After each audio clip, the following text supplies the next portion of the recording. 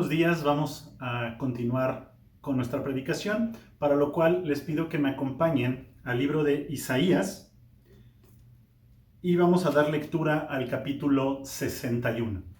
Acompáñenme por favor en sus Biblias al libro de Isaías 61 y desde el versículo primero dice así: El Espíritu de Jehová el Señor está sobre mí, porque me ungió Jehová, me ha enviado a predicar buenas nuevas a los abatidos, a vendar a los quebrantados de corazón, a publicar libertad a los cautivos y a los presos aperturas de la cárcel. Verso 2. A proclamar el año de la buena voluntad de Jehová y el día de venganza del Dios nuestro, a consolar a todos los enlutados, a ordenar que a los afligidos de Sión se les dé gloria en lugar de ceniza, óleo de gozo en lugar de luto, manto de alegría en lugar de espíritu angustiado. Y serán llamados árboles de justicia, plantío de Jehová para gloria suya. Verso 4. Reedificarán las ruinas antiguas y levantarán los asolamientos primeros y restaurarán las ciudades arruinadas, los escombros de muchas generaciones. Y extranjeros apacentarán vuestras ovejas, y los extraños serán vuestros labradores y vuestros viñadores. Y vosotros seréis llamados sacerdotes de Jehová, ministros de nuestro Dios seréis llamados. Comeréis las riquezas de las naciones, y con su gloria seréis sublimes. En lugar de vuestra doble confusión y de vuestra deshonra, os alabarán en sus heredades, por lo cual en sus tierras poseerán doble honra y tendrán perpetuo gozo. Verso 8. Porque yo Jehová soy amante del derecho, aborrecedor del latrocinio para holocausto. Por tanto, afirmaré en verdad su obra y haré con ellos pacto perpetuo. Y la descendencia de ellos será conocida entre las naciones, y sus renuevos en medio de los pueblos. Todos los que lo vieren reconocerán que son linaje bendito de Jehová. Verso 10. En gran manera me gozaré en Jehová, mi alma se alegrará en mi Dios, porque me vistió con vestiduras de salvación, me rodeó de manto de justicia, como a novio me atavió, y como a novia adornada con sus joyas. Porque como la tierra produce su renuevo, y como el huerto hace brotar su semilla, así Jehová el Señor hará brotar justicia y alabanza delante de todas las naciones. Les pido que me acompañen en oración para comenzar. Padre bendito, gracias. Gracias, Señor, por esta mañana. Gracias por la oportunidad de escuchar tu palabra y ser ministrados por ella. Te ruego, Señor, que tú prepares nuestros corazones para recibir de tu palabra y que esta palabra nos pueda transformar, Señor. Que esta palabra nos cambie nuestra manera de ver las cosas, nos cambie, Señor, aún la situación en la que nos encontramos contigo.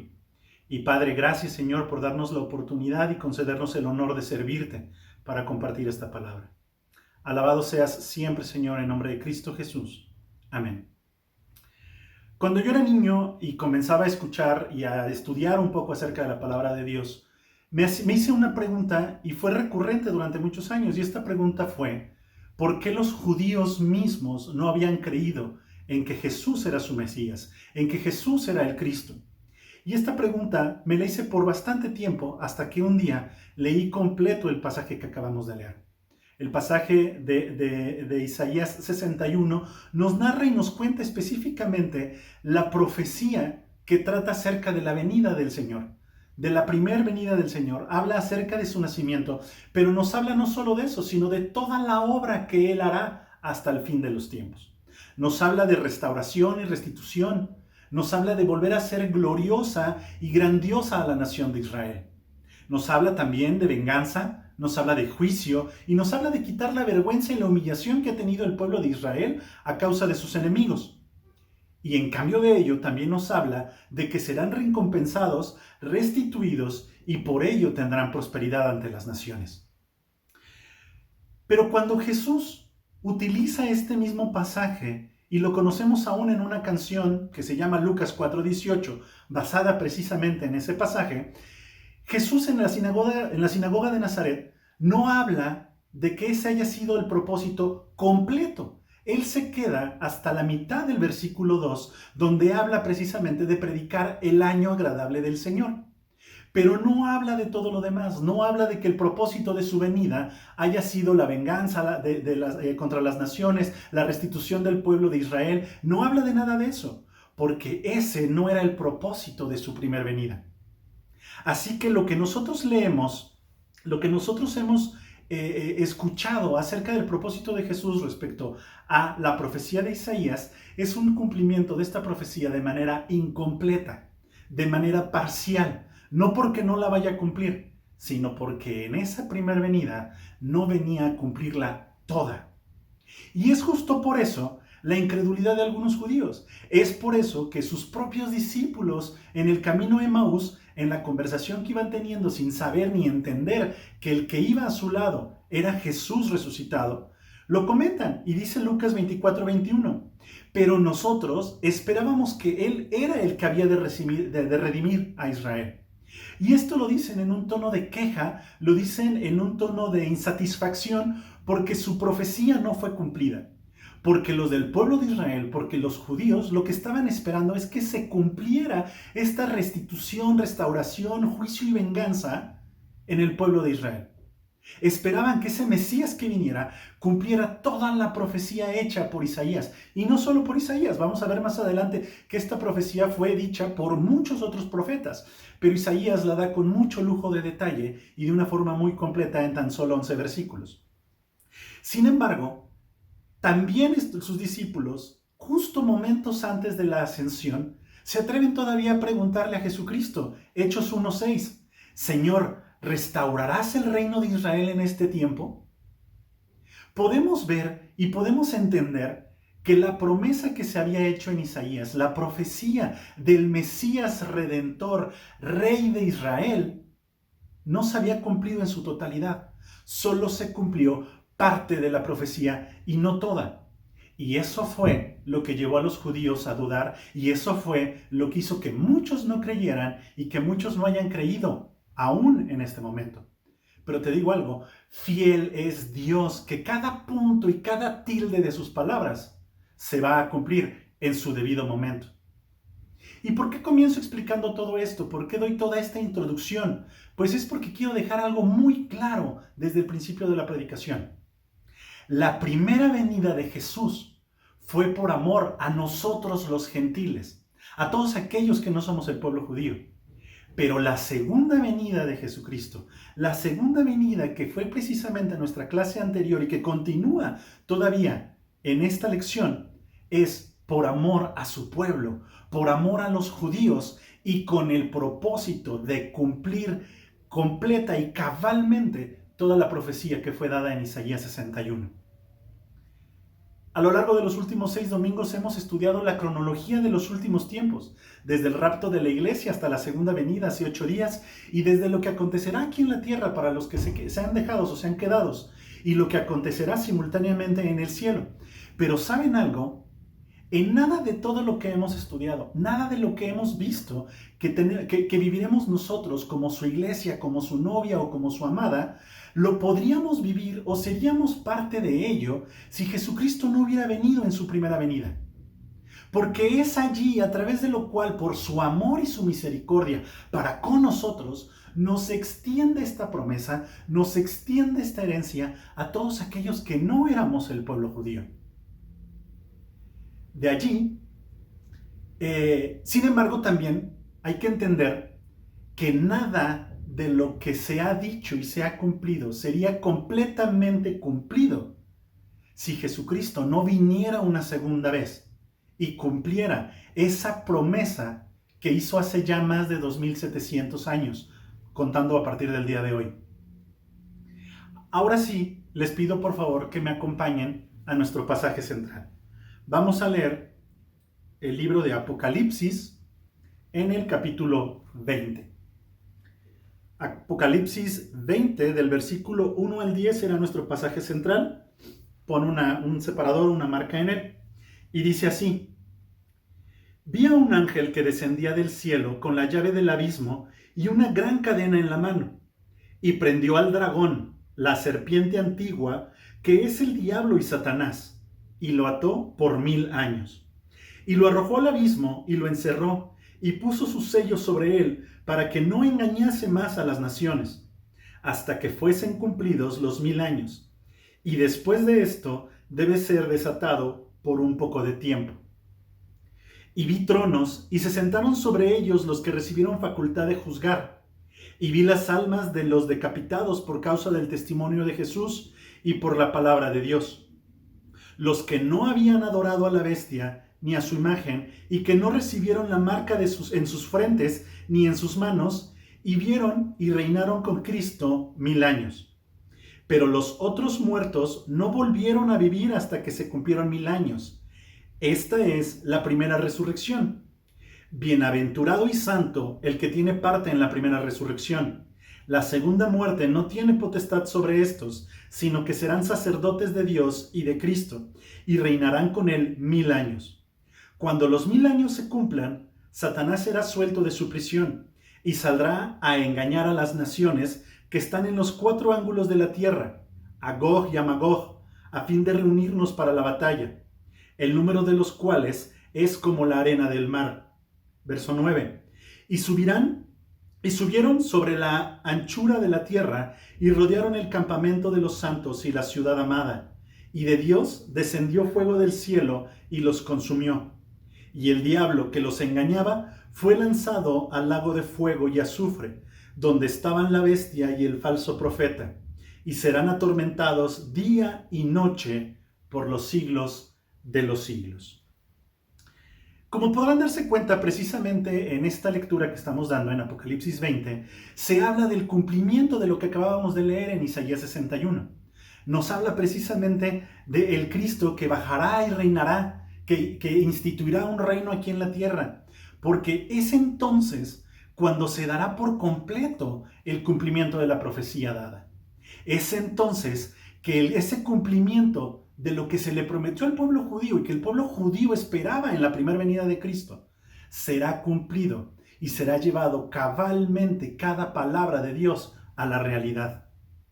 Y así que debemos entender algo, y debemos reconocer que el Señor nuestro Dios es Dios, que Él es fiel, que guarda su pacto y su misericordia hasta 1000 generaciones con aquellos que le aman y guardan sus mandamientos.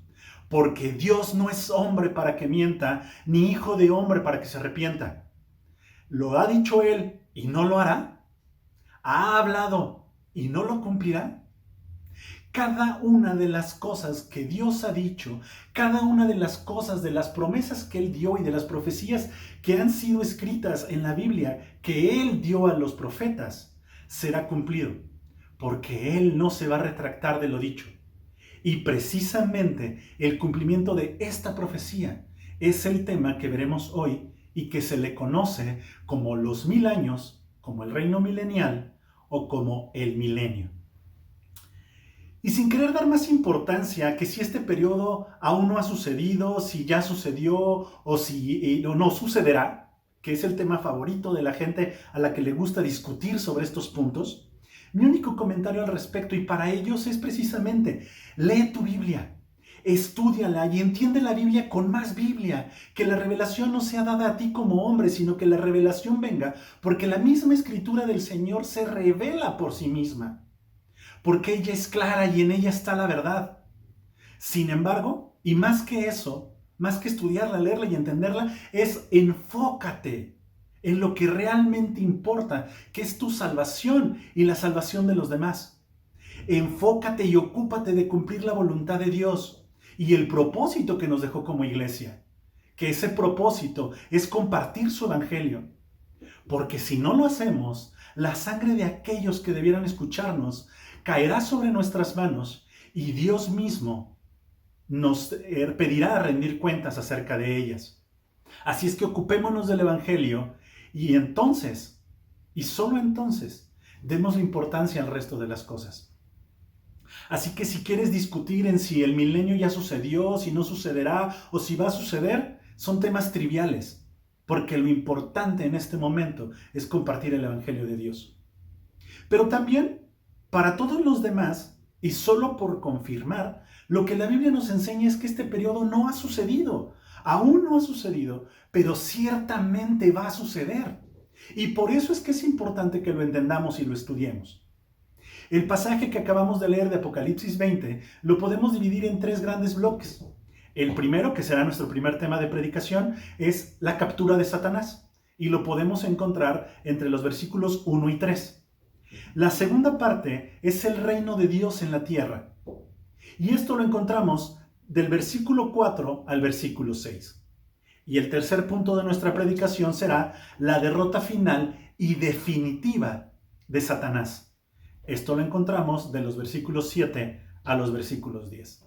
Así es que entrando en nuestro primer tema, la captura de Satanás, les pido que vayamos a leer los versículos correspondientes, que son Apocalipsis 20, del 1 al 3.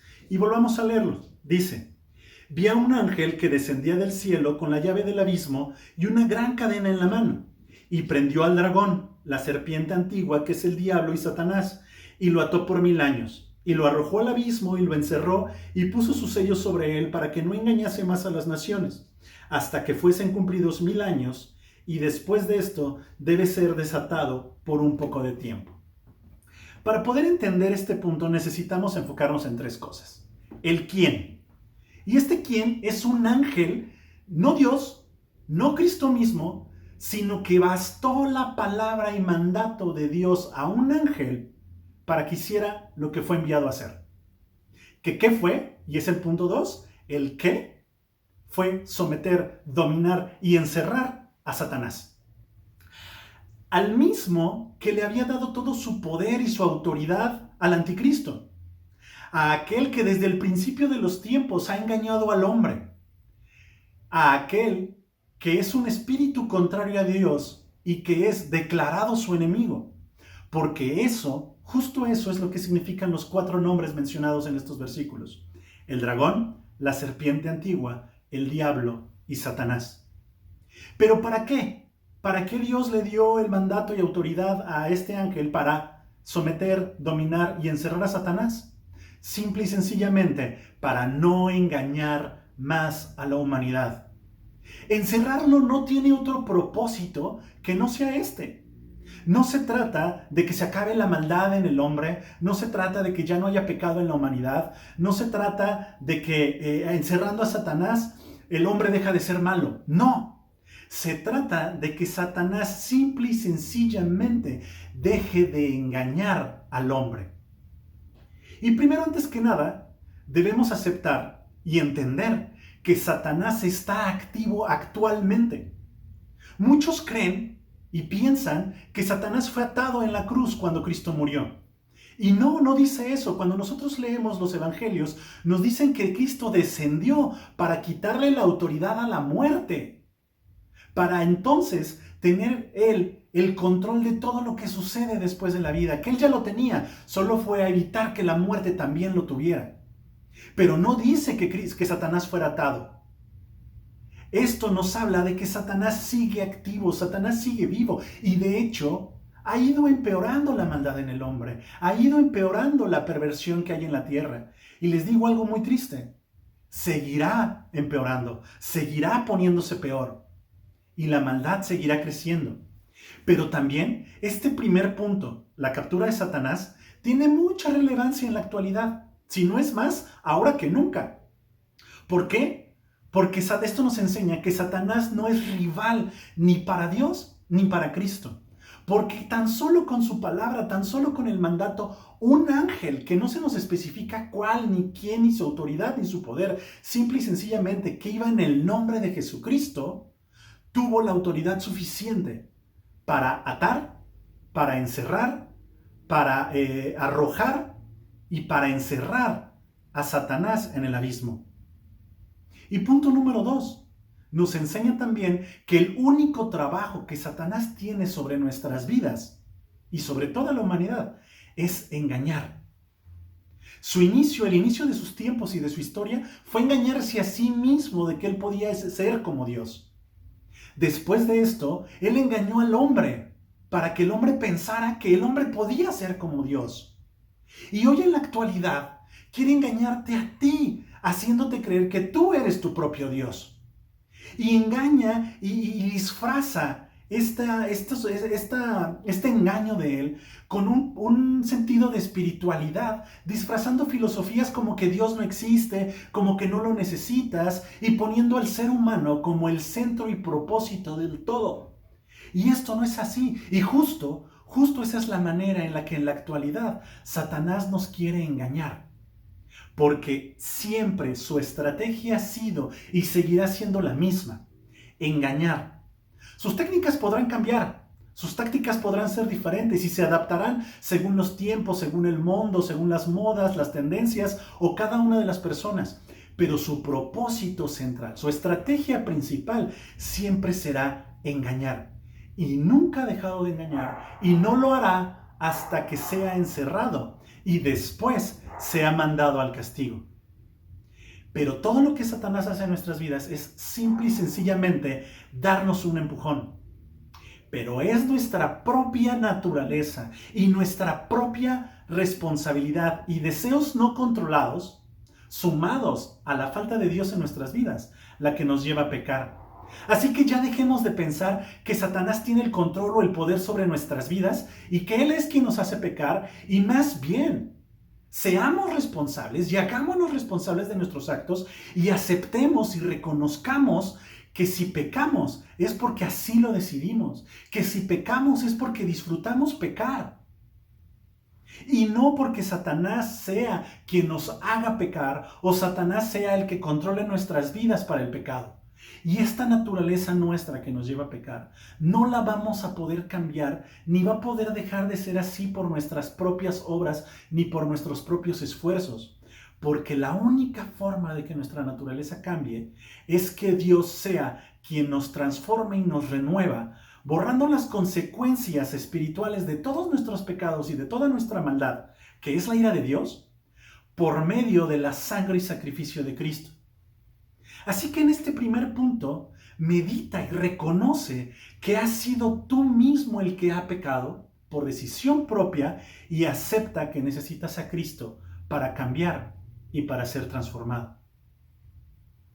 Pasemos al punto 2 de nuestra predicación: el reino de Dios en la tierra. Los versículos que encierran este punto dijimos que eran versículos del 4 al 6. Acompáñenme a leerlos.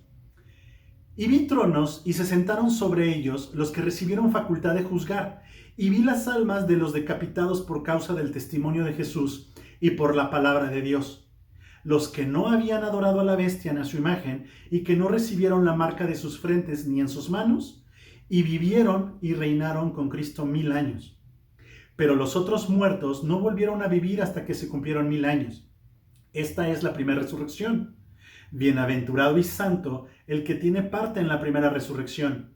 La segunda muerte no tiene potestad sobre estos, sino que serán sacerdotes de Dios y de Cristo y reinarán con él 1000 años. Justo leíamos en los versículos 1 a 3, en este punto de la captura de Satanás, que Satanás será encerrado por 1000 años, nos dice el versículo 3. Y justo por esos mismos 1000 años, Cristo reinará y Cristo instituirá un reino aquí en la tierra en el cual no reinará solo. Y esa es la parte importante que vamos a tomar en tema. Sin embargo, muchos han echado de lado y dicho que el milenio no es algo metafórico y lo descartan. Dicen que es algo simbólico y se justifican diciendo que la Biblia no habla en más lugares acerca de este punto, ni le da una prioridad importante a lo largo de toda la Biblia al periodo del milenio. Sin embargo, ellos pueden o son capaces de decir esto porque no han notado y no han visto la importancia histórica que tiene y que le es dada en la Biblia a través de casi todos los profetas del Antiguo Testamento. Por decirles algunos: Isaías, Jeremías, Ezequiel, Daniel, Joel, Amós, Abdías, Habacuc, Sofonías, Zacarías, Malaquías. Todos ellos hablan en algún momento en sus profecías acerca del reino milenial.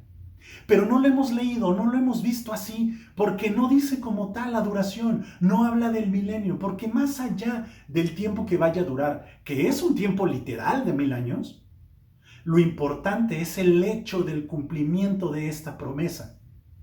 Tan solo si recapitulamos un poco lo que leímos en Isaías 61, al principio del día de hoy, podemos encontrar algunos puntos. Permítanme leérselos literal o enlistarlos. Dios vengará a su pueblo contra sus enemigos, consolará a los entristecidos, dará gloria a los afligidos, gozo a los que estén de luto, alegría a los angustiados, hará que se reedifiquen las ruinas y restaurará las ciudades. Los extranjeros serán siervos del pueblo de Dios, y ellos serán sacerdotes y administradores de las cosas de Dios. Recibirán riquezas y gloria de las demás naciones, recibirán honra y alabanza. Habrá perpetuo gozo en la tierra. Dios hará brotar justicia y alabanza en todas las naciones. ¿Recuerdan que al principio les planteaba la pregunta del por qué los judíos no creyeron en Cristo y siguieron esperando a su Mesías? Fue porque aún a la fecha los judíos no han visto una restauración como esta. No han visto la restauración que enliste todos estos puntos. No han visto la venganza en contra de sus enemigos. No han sido restablecidos. No han recibido la gloria ni han sido dejados de ser afligidos. No han recibido el gozo. No han recibido la alegría. Sus ciudades no han sido reedificadas. No han sido restauradas. Por eso es que los judíos no han creído. Por eso es que muchos de los judíos siguen esperando a su Mesías. Pero también recordarán que al principio les decía que la primera venida era por amor a los gentiles, mientras que la segunda era para cumplir la promesa de amor a Israel. ¿Estarán de acuerdo? Bien, pues tanto el hecho de que los judíos nieguen la primera venida de Cristo, como el que algunos de los gentiles nieguen la certeza del cumplimiento literal de su reino milenial, no son más que visiones obtusas cegadas por el individualismo de cada uno de estos pequeños grupos. Primero, los judíos que no han aceptado o no han aceptado a Cristo, no han aceptado que Cristo nos amó también a nosotros los gentiles y por eso vino primero, para extendernos su justificación y su perdón. Y esto porque los judíos tienen el sentimiento de que Cristo es solo para ellos. A pesar de que aún profecías en Jonás y algunos otros profetas hayan hablado de la extensión de su amor, su misericordia para con los demás pueblos del mundo. Y por otro lado, los gentiles negando el milenio porque como la iglesia ya fue tomada, ya fue llevada con él y las promesas de salvación y resurrección ya fueron cumplidas, creen que ahí se acaba la obra de Cristo. Y estas dos miradas son las miradas obtusas y cegadas que no les permiten ver que Cristo es Cristo tanto de los judíos como de los gentiles. Así que va a cumplir tanto su promesa de salvación y resurrección para los gentiles, como su promesa de restauración a su pueblo de Israel. Así, y cuanto más, cumplirá cada una de las cosas que le hizo este pueblo. Y el milenio es precisamente el cumplimiento de esa promesa. Ahora, el milenio no nos excluye a nosotros como gentiles. En ningún momento quiero decir que el milenio es exclusivo de los judíos. Es el cumplimiento de la promesa hecha a los judíos, porque nosotros como gentiles ya vendremos con Cristo desde el cielo, ya habremos estado en las bodas con Él y venimos precisamente a reinar. Y eso es lo que nos da precisamente una posición favorable como los coherederos de esta promesa. Y eso nos quiere decir, como en el versículo 6, o esto nos incluye como lo que dice el versículo 6, sino que serán sacerdotes de Dios y de Cristo y reinarán con Él 1000 años. Esto nos incluye a nosotros como gentiles y nos extiende precisamente la promesa de herencia y es ahí como cuando Pablo dice que seremos coherederos de Cristo. Y de hecho nos está dando un lugar privilegiado, porque además de todo, al haber participado de la primera resurrección, es decir, del arrebatamiento, o que inicia con el arrebatamiento, y esto lo veremos en la lección dentro de 8 días, eso nos hace bienaventurados y santos porque le quita todo poder a la segunda muerte sobre nosotros. Y esta segunda muerte será precisamente en el juicio final delante del gran trono blanco, que será nuestra lección para dentro de 15 días.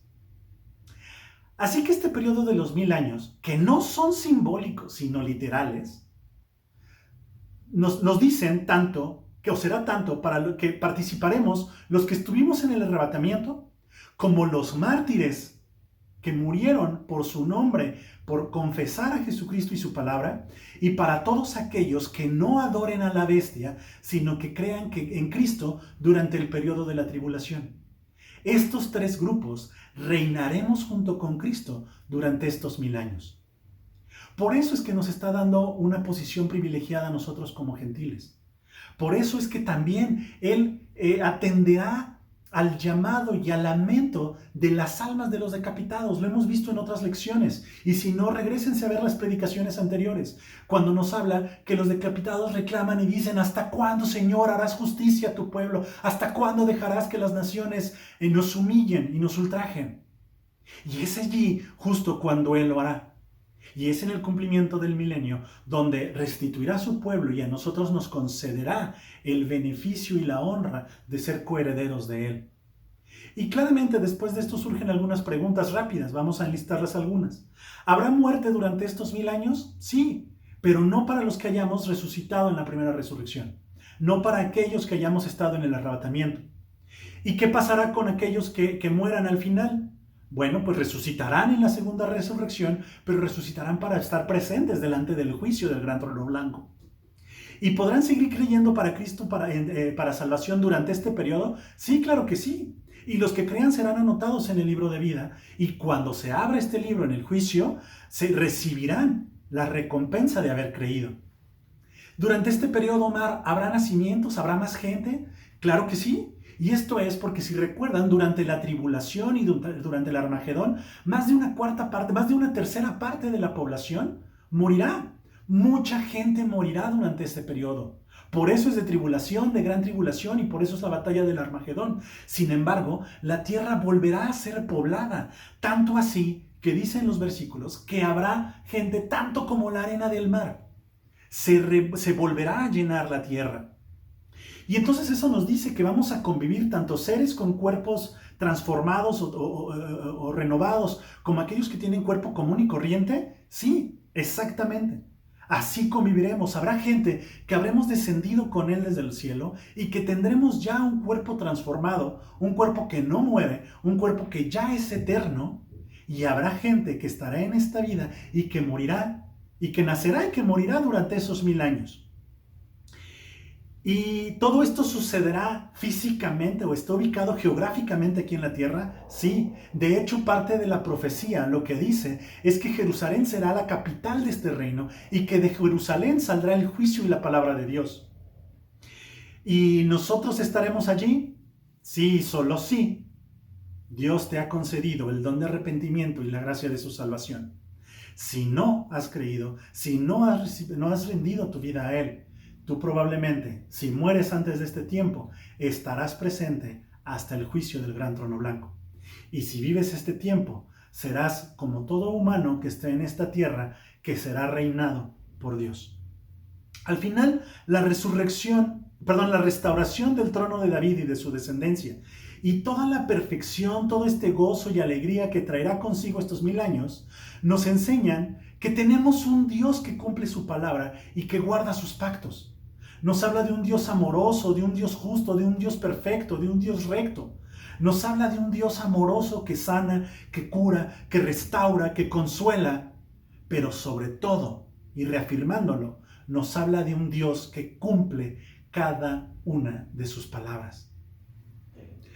Esto nos habla de un Dios, además, que aunque tú no lo veas hoy, o aunque tú no lo sientas, Él ve todas las cosas en su totalidad, en el tiempo completo, y lo ve por medio de su omnisciencia y de su eternidad, y obra conforme a lo que a Él conviene, de acuerdo a lo que Él ve, de tal manera que la tribulación, el dolor, la angustia, la enfermedad, la persecución, toda la desesperación, toda la aflicción que tú puedas estar viviendo y todos los problemas por los que tú estás viviendo, Él los ve, de la misma manera que ha visto todo lo que vive su pueblo y todo lo que pasa en el pueblo de Israel y todo lo que sus enemigos hacen con él. Y ¿sabes algo? Dios no deja caído al justo. Y la promesa que Él dio es una promesa de restauración. Y Él restaurará y compensará todo ese dolor dándonos gozo, dándonos honra, dándonos alegría. Y este periodo es un periodo de gozo, de alegría. y de gran festejo, que está reservado para aquellos que hayan creído, para aquellos a los que Él les ha dado el don de arrepentimiento y la gracia de salvación. Por último, pasemos al punto 3 de nuestra predicación, la derrota final y absoluta de Satanás. Versículos del 7 al 10. Cuando los 1000 años se cumplan, Satanás será suelto de su prisión y saldrá a engañar a las naciones que están en los 4 ángulos de la tierra, a Gog y a Magog, a fin de reunirlos para la batalla, el número de los cuales es como la arena del mar. Y subieron sobre la anchura de la tierra y rodearon el campamento de los santos y la ciudad amada. Y de Dios descendió fuego del cielo y los consumió. Y el diablo que los engañaba fue lanzado al lago de fuego y azufre, donde estaban la bestia y el falso profeta. Y serán atormentados día y noche por los siglos de los siglos. Después de todo lo que hemos hablado, después de estos 1000 años de perfección y de que el reino de Dios aquí en la tierra haya traído justicia, gozo, alegría, restauración y haya gobernado con misericordia, con amor, después de todo esto, como vimos en el final del verso 3 y se nos reafirma ahora en el pasaje del verso 7, será liberado nuevamente Satanás. Eso nos habla de que cuando el ángel lo ató y lo arrojó al abismo, lo encerró y lo selló, no fue la derrota final. Nos habla de que Satanás será nuevamente liberado, y adivinen para qué será liberado. ¿Qué es lo que él ha hecho desde antes de la fundación de la tierra y que ha seguido haciendo durante toda la existencia de la humanidad? Exacto, será liberado para engañar.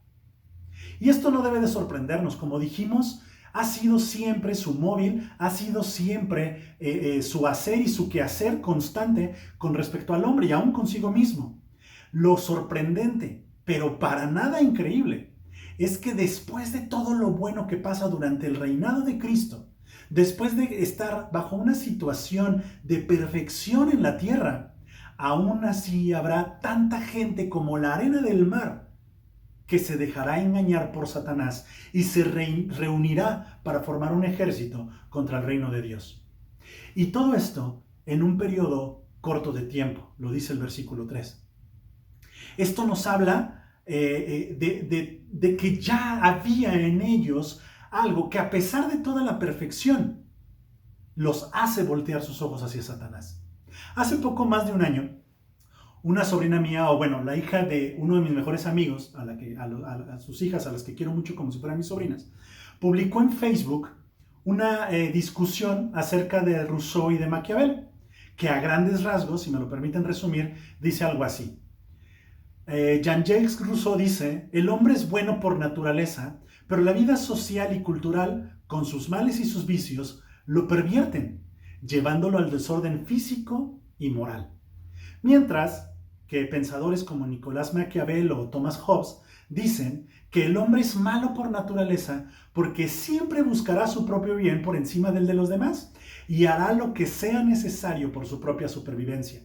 Y que la única forma en que un hombre puede ser bueno es cuando se le incita a hacerlo con algo que mueva sus propios intereses.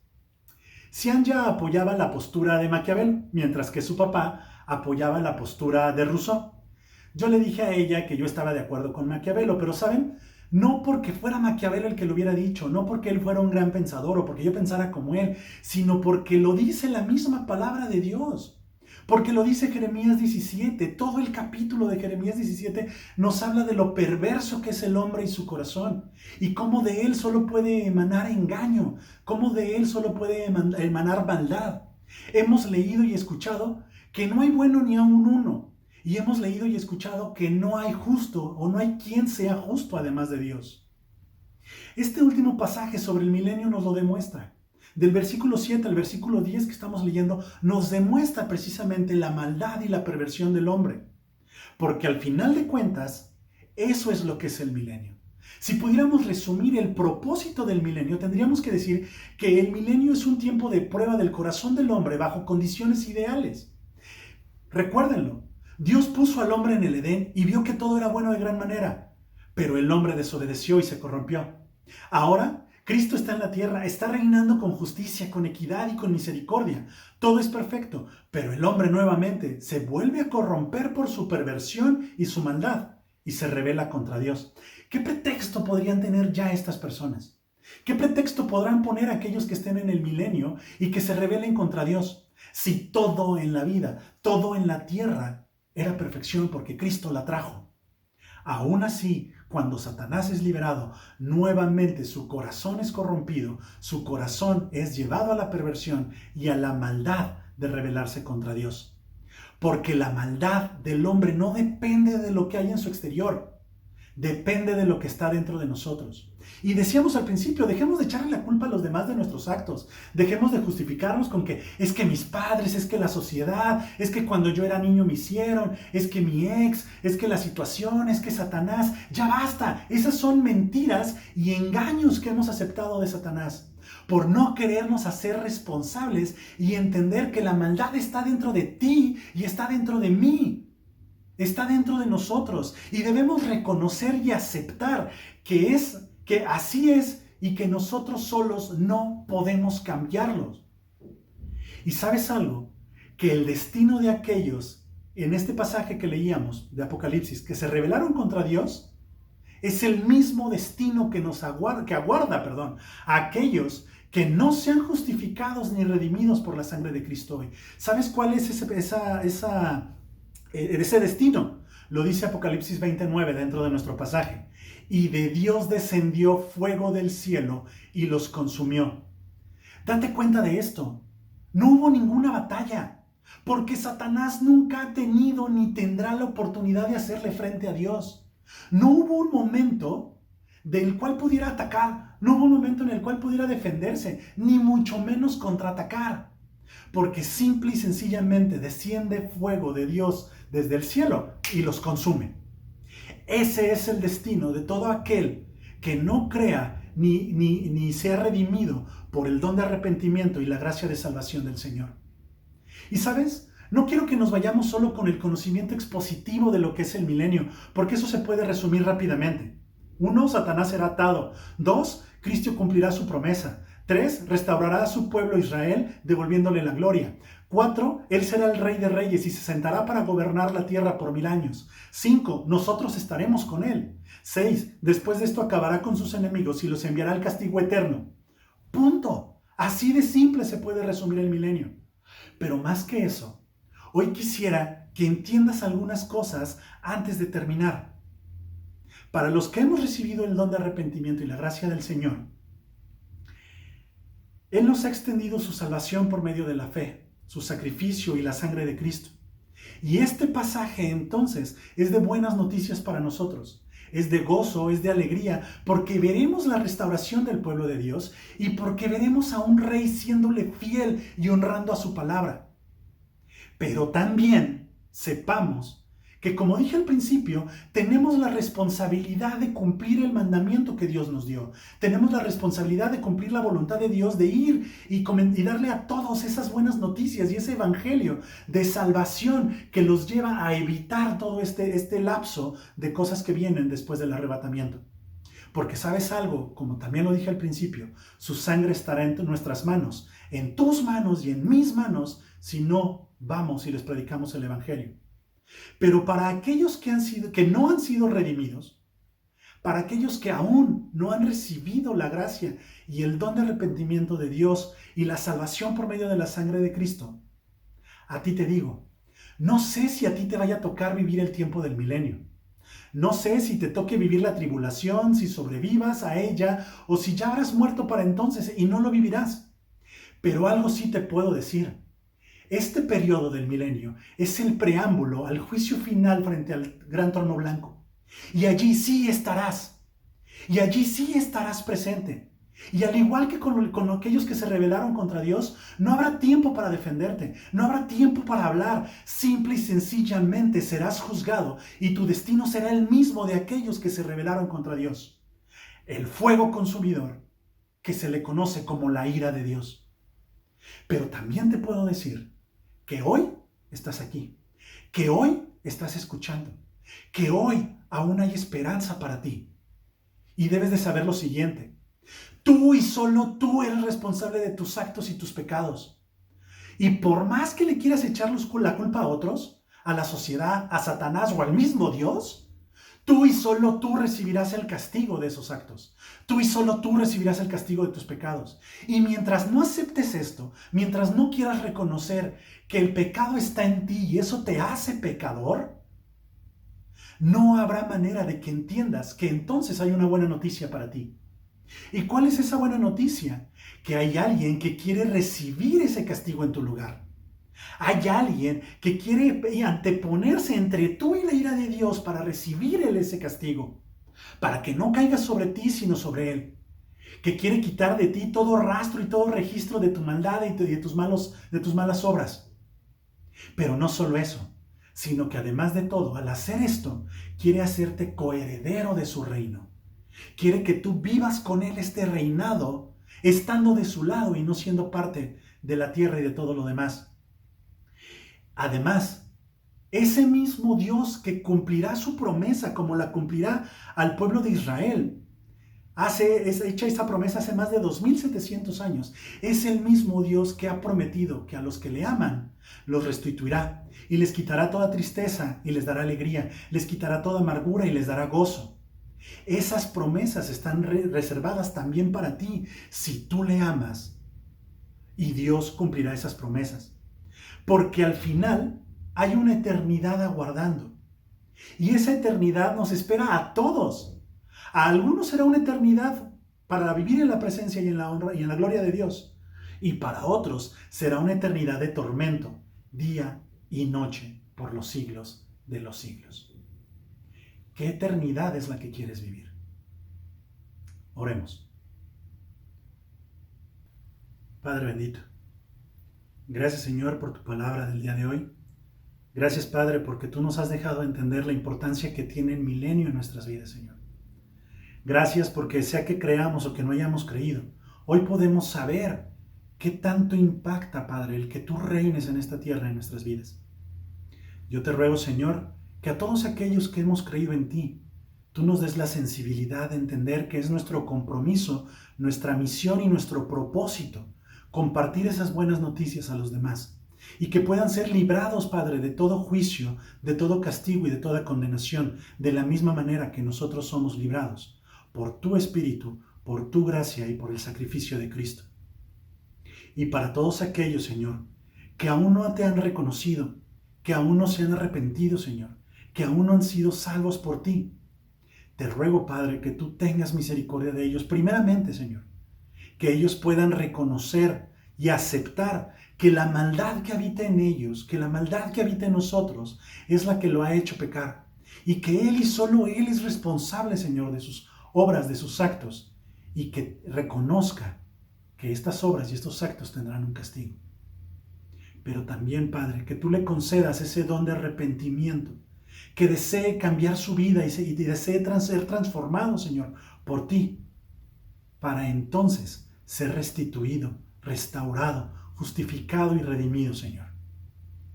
Que Él acepte, Padre, y que Él pueda ser lavado por la sangre de Cristo, para que toda esa maldad sea quitada de Él y pueda recibir el beneficio de ser llamado tu Hijo y con ello ser hermanos y coherederos de Cristo.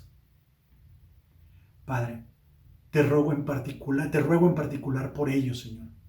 Te ruego en particular por aquellos que están viendo este video, que están escuchando esta predicación y que aún no te han conocido, Señor. Ten misericordia de ellos, Señor. Llénalos de tu Espíritu para que puedan entender la necesidad del arrepentimiento y la necesidad que tienen de ti. Úsanos, Señor, para darles este mensaje.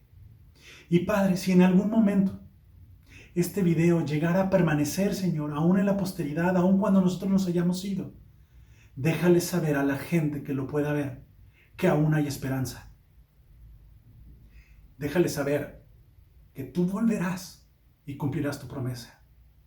Que crean en ti, que resistan, que no se dejen engañar por el anticristo, que no se dejen engañar por Satanás. Y que tú harás justicia y obrarás, Padre, en su beneficio por todo lo que ellos tengan que sufrir y pasar. Dales esperanza, Señor, como a nosotros nos da esperanza esta palabra. Alabado seas siempre, Señor, por los siglos de los siglos. Amén.